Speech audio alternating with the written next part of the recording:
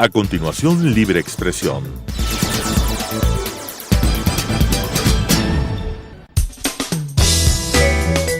Clasificación B, bajo supervisión de un adulto.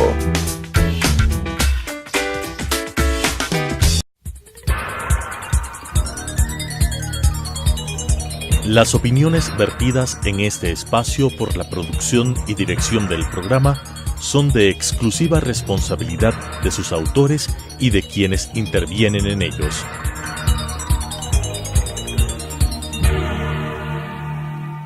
Telesucesos Canal 29 UHF presenta Libre Expresión.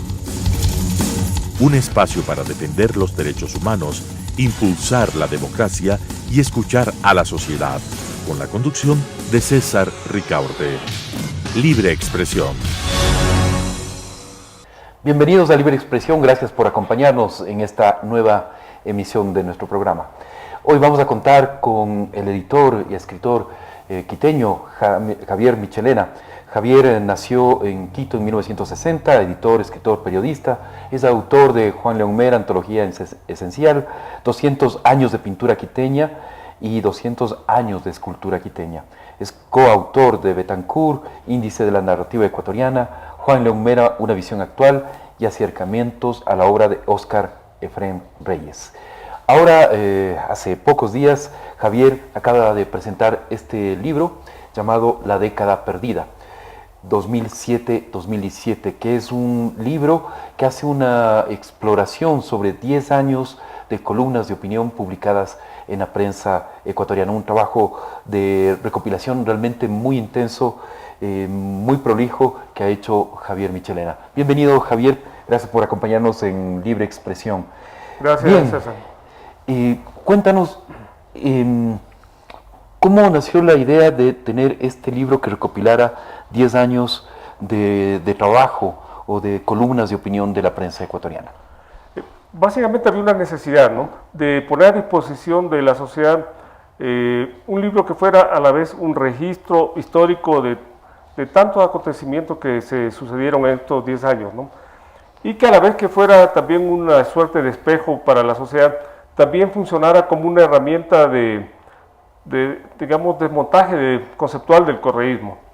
Creo que el correísmo es una década que marca realmente con mucha fuerza la historia de la sociedad ecuatoriana, quizás solamente comparable con el periodo garciano, es posible, y había que registrar esto, ¿no? Y entonces la pregunta era cómo registrarlo de la mejor manera, y nos pareció que un principio básico que reza que la prensa es el material básico, la fuente básica para la historia inmediata, nos hizo recurrir a la prensa, ¿no?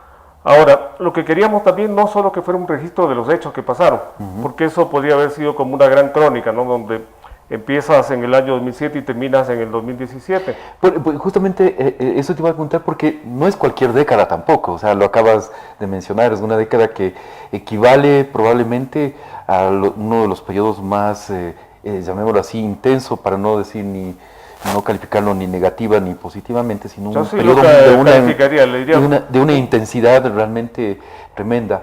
Y uno de los puntos focales de esa intensidad fue justamente la prensa, al punto de que queda después de 10 años arrinconada y bastante maltrecha, y todavía con una institucionalidad, una estructura que actúa sobre la prensa como realmente un eje de censura, ¿no? Por supuesto. Y es por eso que también el libro nació como un tributo a la prensa ecuatoriana. Y al referirme a un tributo al periodismo ecuatoriano, me refiero tanto a los periodistas como a las empresas periodísticas, porque algo que debemos entender como sociedad es que sin empresas periodísticas independientes no hay periodismo libre, ¿no? Y eso se lo pude experimentar durante la década pasada con el papel que jugaron los medios supuestamente públicos, que a la final devinieron en aparatos de propaganda del gobierno de turno. Claro. Entonces, y en cambio los medios privados eran descalificados como la prensa mercantilista, y a los dueños de los medios se los denostó constantemente, ¿no?, como esos seres malignos que estaban detrás de todo lo malo que pasaba o había pasado en el país, ¿no?, durante los pasados 200 años. Además, se disculpaba hasta del asesinato de Alfaro, recordemos. Por supuesto, o sea, fue toda una narrativa conducente a qué? A tener una prensa sumisa y obediente, que digamos, creo que ese es el valor a destacar de la prensa ecuatoriana, ¿no? Una prensa que, como decíamos el día que presentamos el libro, lo hicimos, fíjate, en la Plaza de los Periodistas, frente a la escultura de Eugenio Espejo, un poco como ir a los orígenes, ¿no? El periodismo ecuatoriano que se originó con Eugenio Espejo y que continuó con Juan Montalvo y tal, es un periodismo libertario y es un periodismo digno, que nunca dobló la cabeza, que es lo que pretendió hacer Correa durante estos 10 años, ¿no? Creo que es importantísimo esa oportunidad de volver a las raíces, de reencontrarse con una tradición que en el caso del periodismo es una tradición gloriosa. Y creo que en este libro, concretamente en La década perdida, se muestra todo el talento, todo el valor moral para poder sostener la opinión pública. No está de más que recordemos que en marzo de 2009, cuando Emilio Palacio escribe el artículo Camilo el Matón, empieza ya toda una arremetida a través del Poder Judicial contra los periodistas, en este caso contra Emilio Palacio, y más adelante contra los medios. Si no, recordemos el artículo publicado un año más tarde por Emilio, No a las mentiras, que implicó también el juicio a Diario El Universo como empresa y a los 3 hermanos Pérez, que eran los directivos de Diario El Universo. Claro. Bueno, ¿cómo se llevó este juicio? Osvaldo Hurtado se refirió con una frase que creo que lo describe muy bien, que es el mayor fraude de la historia judicial del Ecuador, ¿no? Y esto, bueno, se recoge ampliamente en un libro que igual publicamos hace algunos años, El caso del Universo, pero donde se llevó a forzar a la ley a decir cosas como estas, ¿no? Es decir, que la autoría coadyuvante hacía culpable a los dueños del medio de lo que había escrito Emilio Palacio. Sí. Que si aplicáramos esto mismo al gobierno, o sea, el presidente Correa ha dicho, cuando publicamos El Gran Hermano, por ejemplo, yo no sabía de los contratos, es lo que dijo. Y ahora con Glass no sabía, pero ¿quién lo nombró? O sea, la analogía funciona muy bien. Pero mira que en una entrevista que dio el expresidente Correa con CNN, declaró que sí eran responsables, políticamente por lo menos, de esos contratos. Ahora, no vamos a hablar de los temas de corrupción ni nada por el estilo, pero sí quería referirme al tema de las empresas periodísticas y el caso del diario El Universo. Al final, El Universo es condenado a pagar 40 millones de dólares. Correa quería 80 millones. Se les condena a 1 año de prisión a cada uno de los directivos y a Emilio Palacio. Correa quería 3 años. Pero además a la misma empresa, El Universo, o sea, lo cual es absurdo, a la misma empresa, El Universo, a la persona jurídica El Universo, se le declara también culpable de coautoría coadyuvante, ¿no? O autoría coadyuvante. Por supuesto. Y fíjate que eso no, digamos, el perdón que hizo Correa fue un desistimiento, pero la sentencia, está en firme. Claro, existe. Existe. Claro. Y es algo que Diario El Universo está, digamos, impugnando en la Corte Interamericana de Derechos Humanos. Así es. Porque sentaría muy mal precedente en América Latina que sentencias de ese tipo queden en firme, ¿no? Aunque se haya perdonado la condena, digamos, ¿no? Sí. Pero volviendo al tema, creo que esta actitud, tanto de los periodistas como de los medios de comunicación, fue la que logró de alguna manera contener. A mí me gustaría mucho... Y recordemos, antes de eso, Javier, que 2 medios, por lo menos 2, cayeron en la batalla, ¿no? O sea, Revista Vanguardia tuvo que cerrar, cerró por decisión de sus propietarios, debido a la aprobación de la ley de comunicación. Dijeron, no vamos a poder trabajar en esas condiciones. Y luego Diario Hoy, que cayó también poco tiempo después, 1 año después de la vigencia de la ley de comunicación. Por supuesto, porque aplicaron un precepto que es absolutamente inconstitucional, ¿no? Es decir, prohibirle a cualquier individuo que sea accionista de un medio de comunicación que pueda tener acciones en otra empresa. Claro, entonces, con este marco, o sea, ¿quién quería ser accionista o inversor de un medio de comunicación? Era condenarlos a morir por inanición, nada más. Y es lo que sucedió lamentablemente con Diario Hoy, ¿no? Claro, aparte de todas las sanciones y presiones que recibió el diario.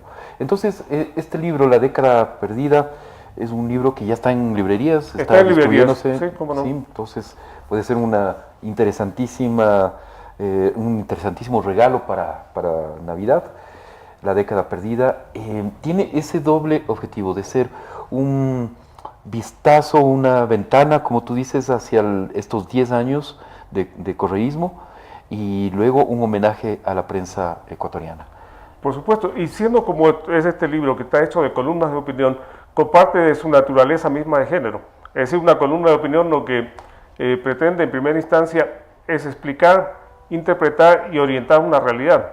Entonces la lectura conjunta y ordenada de todas estas columnas le permite a la sociedad explicarse qué pasó en la década, cómo pasó, quién se benefició de las cosas que pasaron, cómo lo hicieron, por qué lo hicieron. Entonces todas esas respuestas están en el libro y creo que es una de las mayores virtudes de lo que es el género de opinión, que permite orientar a la opinión pública. Este libro aparece dentro de una colección que tiene Paradiso Editores, que es del oficio de contar, Javier. Y hay una cosa que yo siempre me he preguntado y me he quejado internamente, porque también es una autocrítica. ¿Por qué los periodistas ecuatorianos publicamos tan pocos libros? Uno va a Buenos Aires, por ejemplo, y ya tienes 10 libros sobre el macrismo, sin duda alguna, solamente de este año, ¿no es cierto? Y sobre Kirchner, el proceso de los Kirchner, o sea, te hay como 100 libros, ¿no es cierto? Sí, exactamente. Y así en todos los países, pero en el Ecuador se publica muy poco. Hay muchas dificultades para publicar, no hay esa tradición de libros periodísticos. ¿Cuál es realmente la razón? Tú como editor, ¿qué visión nos podrías dar de este Yo creo que no había la tradición del libro periodístico, era más bien un fruto, digamos, muy espontáneo que, sobre todo en las grandes crisis, afloraba y luego desaparecía. Lo que nosotros pretendimos hacer con la colección El Oficio de Contar es crear un espacio donde los periodistas puedan publicar trabajos de un aliento más largo, ¿no? Y creo que el resultado, bueno, por casualidad empezamos nosotros en el año 2007 a publicar esta colección, ¿no? Y la inauguramos con un conjunto de entrevistas de Diego Oquendo que se tituló Voces sobre el papel. Y luego pues allí publicamos libros tan representativos como Nunca Mordaza de Carlos Vera, por ejemplo, que reflejó un instante de la lucha contra la ley de comunicación, ¿no? Claro, o El Gran Hermano. O El Gran Hermano. Claro, Eso, o sea, quizás es el libro más emblemático de esta época, sin duda. Por supuesto.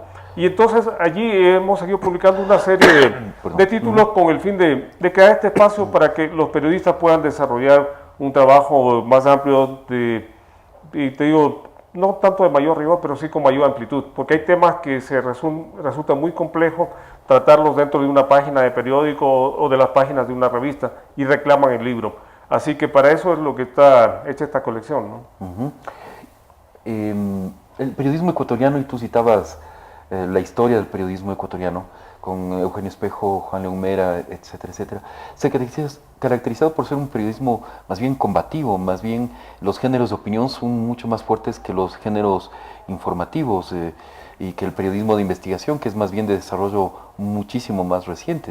Hablemos de los años 80, quizás finales de los años 80, principios de los años 90, las primeras así trabajos realmente intensos de periodismo de investigación, ¿no?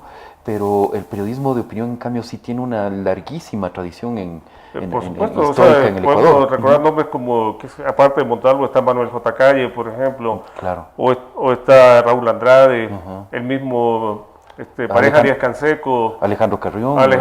O sea, hay realmente una tradición muy grande del género, ¿no? Sí, como tú dices, el periodismo de investigación es algo nuevo, algo que empezó a desarrollar, pero que lamentablemente justamente esta década vino realmente a liquidarlo prácticamente, ¿no? Los pocos frutos que había producido, pues, fueron totalmente coartados por esta ley. Revisando el libro La década perdida, Javier, justamente aquí tenemos una combinación de nuevas voces con, digamos, articulistas que tienen ya mucha más trayectoria, ¿no es cierto? ¿Tú encuentras tendencias nuevas en el periodismo de opinión ecuatoriano? Por supuesto, mira, me viene a la mente, por ejemplo, un artículo que realmente a mí me conmovió, ¿no? Que se llama Chillido y está escrito por Ivonne Guzmán. Fue publicado a fines del año pasado. Y lo que me gusta es que el artículo empieza diciendo: esto no es una columna de opinión, esto no tiene nada que ver con la opinión, con el pensamiento, no, es un chillido porque estoy desesperado.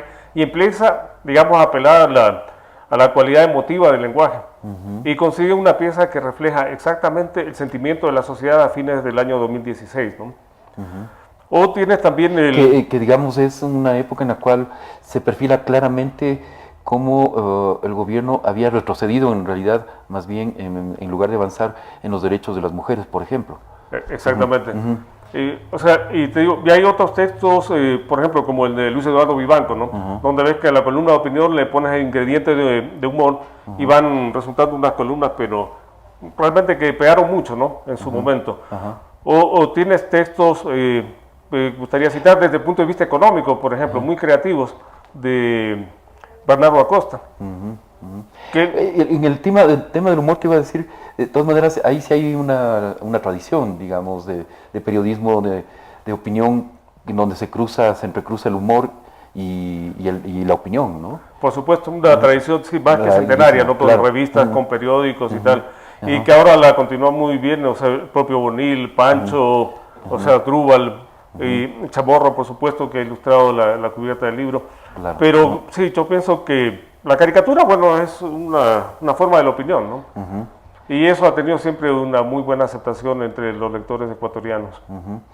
Entonces, bueno, comentabas antes de que te interrumpa este tema de, por ejemplo, temas tan áridos como la economía explicados de una forma muy amena por parte de estas nuevas voces también que sí, y en ese sentido, por ejemplo, te nombraba a Bernardo Acosta, ¿no? Él le pone mucho humor, tiene un artículo, o sea, realmente no te queda otra alternativa que reírte, que en el momento en que Ecuador se vendió como el jaguar latinoamericano, y entonces él escribe una columna que se llama La guanta que soñaba que era jaguar, y empieza a explicar por qué lo dice, ¿no? O lo mismo las columnas de Vicente Albornoz, cuando te dice antes estábamos mejor, ¿no? Y tienes también un periodismo más tradicional, pero muy combativo, como el de León Roldós, por ejemplo. Claro. ¿Ya? O la gran capacidad de análisis de Felipe Urbano. Entonces, creo que la suma de voces son 66 autores, ¿no? Claro. Nos permite dar una visión bastante integral de la década, con distintos niveles de profundidad, de especialización, pero que están cubiertas las líneas, yo diría, básicas de una sociedad, o sea, lo que es política económica, lo que tiene que ver con la estructura del Estado y las instituciones políticas, lo que tiene que ver con relaciones internacionales, ecología, derechos humanos y cultura.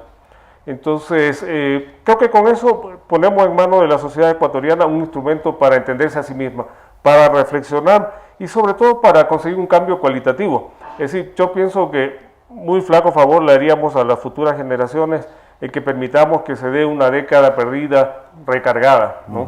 Que es el peligro que se avisora en este momento, ¿no? Entonces, creo que esa es un poco la intención del libro. Tiene ¿no? también esa función, tener esa capacidad de memoria, de ser un elemento de la memoria. Javier, y justamente alrededor de eso, conversábamos antes de entrar a la entrevista, 50.000 páginas de diarios revisadas, son 10 años, ¿no es cierto?, que tenías que recopilar en un libro, 50.000 páginas, más de 2.600 columnas que elegiste al final, y después de esa selección de 2.600, escoger al final esas 66, 224 columnas.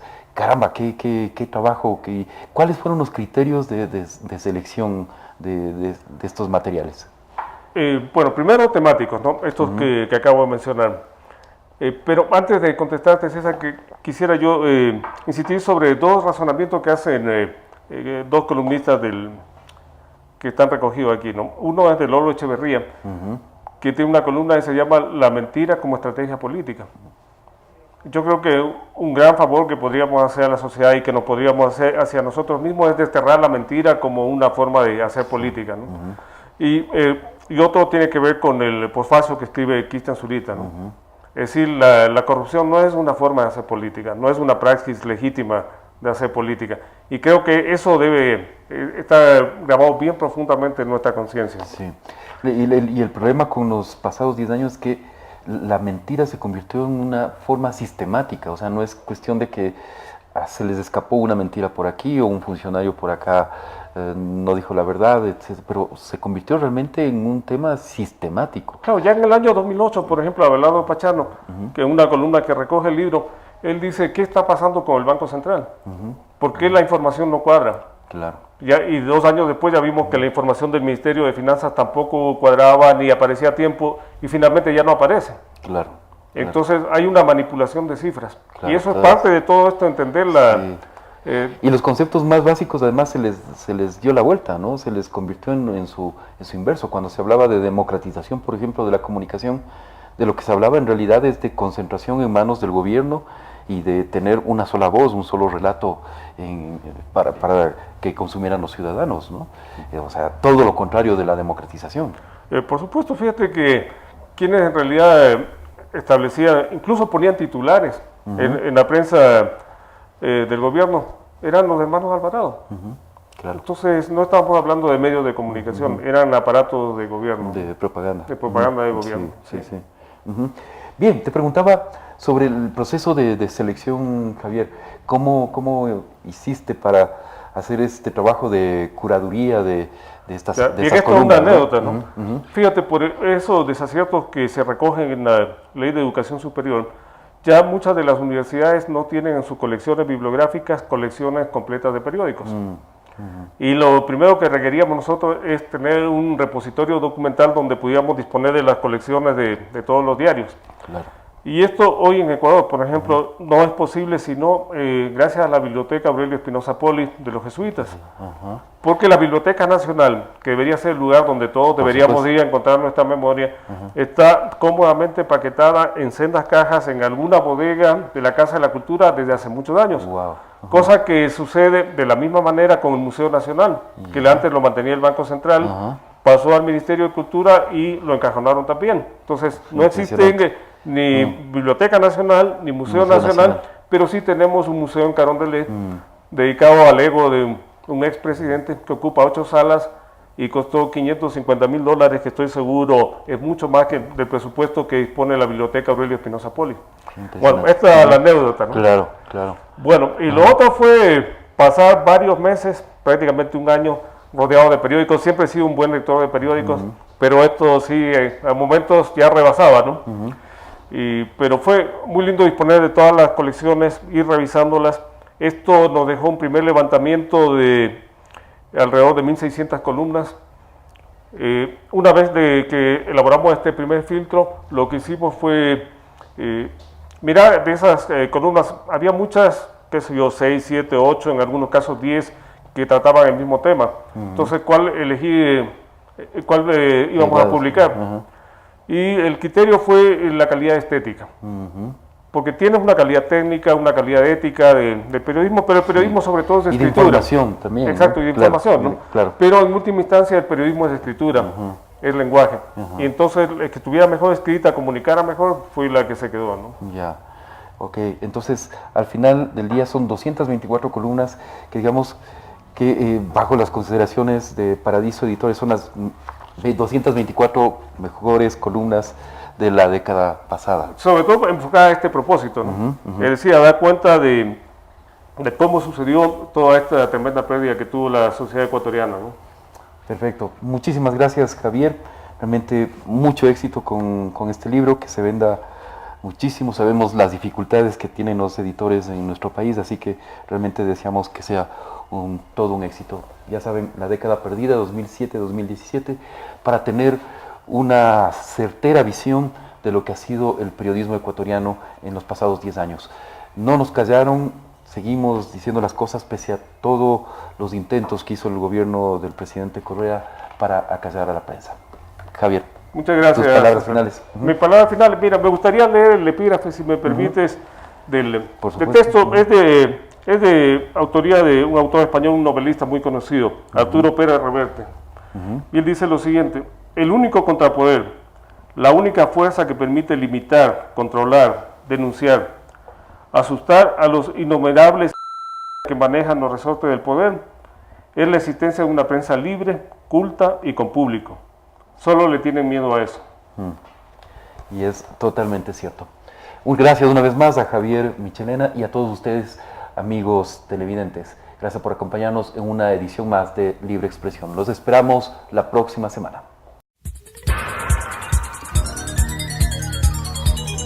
Las opiniones vertidas en este espacio por la producción y dirección del programa son de exclusiva responsabilidad de sus autores y de quienes intervienen en ellos.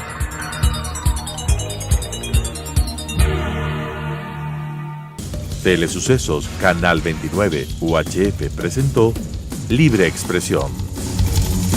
Un espacio para defender los derechos humanos, impulsar la democracia y escuchar a la sociedad, con la conducción de César Ricaurte. Libre Expresión.